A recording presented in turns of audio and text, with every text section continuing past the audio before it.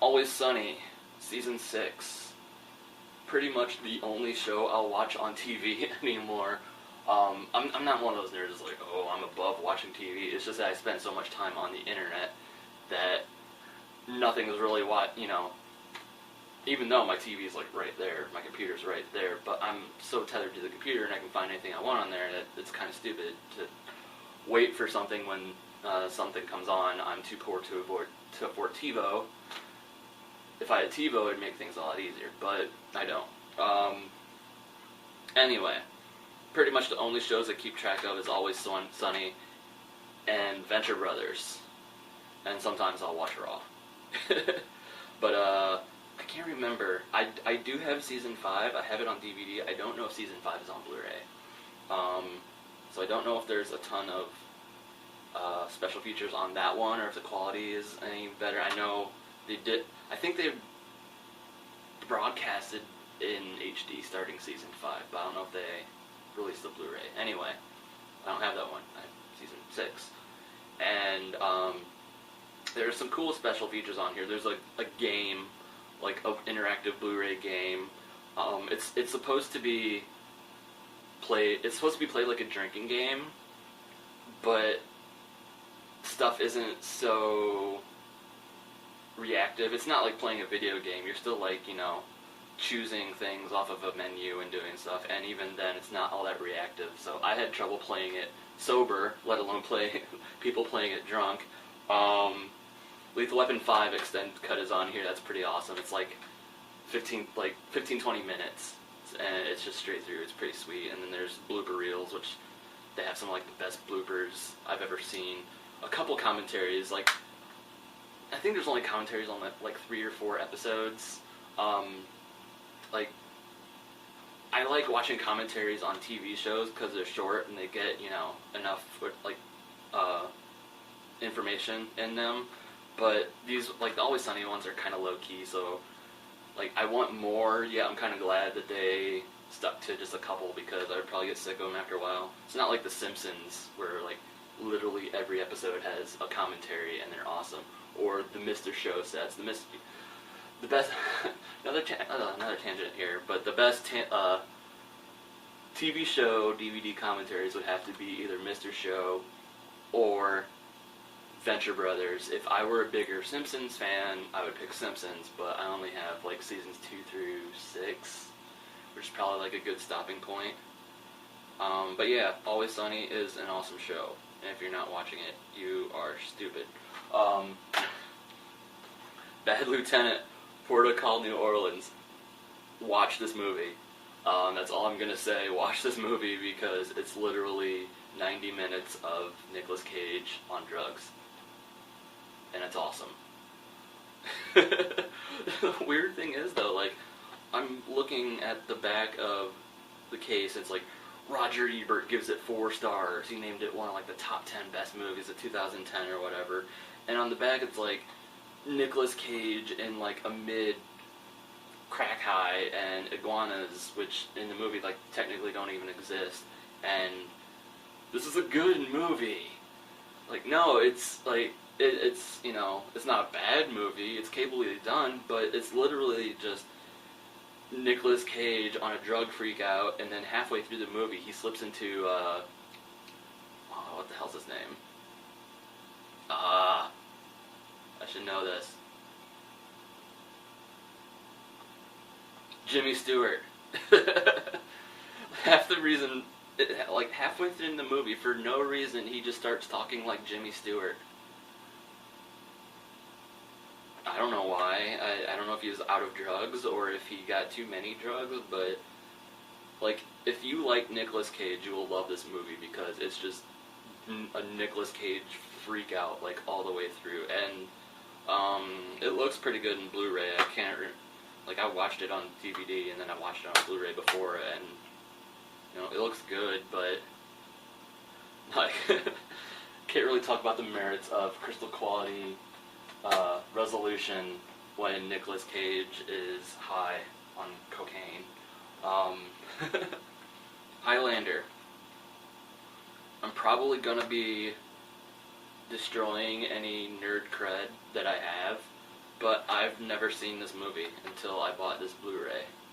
I know, like, a bunch of my nerdier friends, like, love this movie, and I know it's got, like, huge following, like, Spoonie and Pat the NES Punk, and a bunch of other people love the Highlander series. I just never got into it. And the thing was, I'm really going to destroy some nerd cred here. I watched the movie, and it's a good movie, but, like, it's an 80s movie, which isn't a knock against it, but, you know, like I mentioned on Tron, like, you know, I mentioned Tron in a previous video, like, you know, 80s movies where you look at them and you're like, you know, you like them because they're 80s movies, not necessarily because they stood the test of time, but they remind you of a time from before, and this is definitely one. And watching it, I never really, I dropped it, awesome. I never really understood, like, it was a decent enough movie, but it comes to a concrete ending. I never saw a reason for them to make a sequel, let alone one of the worst sequels of all time, and then follow that up with a TV series and a cartoon, and well, I think there's been a few other movies too that never been as good as this, which even, you know, this movie's alright, but I never thought it warranted a franchise. And I guess if I had been there from the beginning and, you know, watched it, like, everything straight through, I would be pissed off too. But I didn't get in on the ground floor, and, like, you know, a lot of my first exposure to Highlander was, like, the TV series, and I just looked at him like, whatever. I don't know, it's a solid movie. Queen does a soundtrack, there's some awesome Queen songs on here, and Sean Connery calls someone a bendejo. You know, where are you gonna get that? That's, you know, that's pretty awesome in and of itself. Just watch it for that.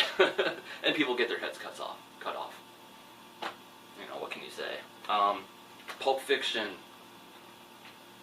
I'm a huge Quentin Tarantino fan, but I will admit, Pulp Fiction is one of my, I don't want to say least favorite Tarantino movies. I would say least favorite by default, just because I like Inglourious Bastards and Kill Bill and Reservoir Dogs more than Pulp Fiction. It's a really good movie, but I think a bunch of it has to do with the time it came out and the hype, and, you know, when it came out, it was all about independent filmmaking, and Quentin Tarantino was on the forefront of that, and he won all these Oscars and all this stuff, or nominated. I don't know if, I think it won like a few other ones, but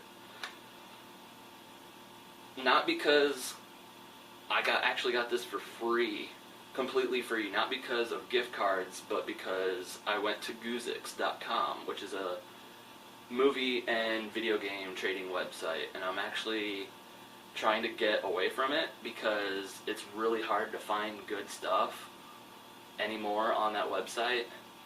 Like, you have to be on the website at, like, the right place. Like, well, you could, you know, request something and be on a waiting list, but if, you know, I don't really want, like, the things that everyone else wants, and it's really hard to find, you know, if you see something that doesn't have, like, a waiting list behind it, and you're on at, like, the right place at the right time, you know, you're lucky to be on there. And that's kind of what this was.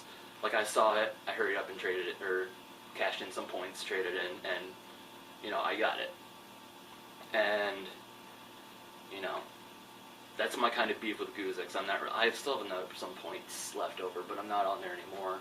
I'll put some links if you're interested, but the supply doesn't necessarily meet the demand. That's what, you know, that's my beef with it. As for Pulp Fiction, I don't know why I started getting off that. It's a good movie. I mean, the Blu-ray looks awesome. The audio, well, I'm still using, like, my TV speakers. I don't have, like, a DTS system, so 5.1. I don't have that, but it still sounded pretty good. I think save for a few new ones, all of the special features from the 2-disc special edition with like the slipcover and everything carry over onto here. So it's pretty much got everything. Like, if you get a version of Pulp Fiction, get this one. You know, unless you're cheap, then get the DVD, and then you're missing out on like a couple special features and awesome audio and video. If you're not a nerd like I am, but like this is the version to get if you want Pulp Fiction.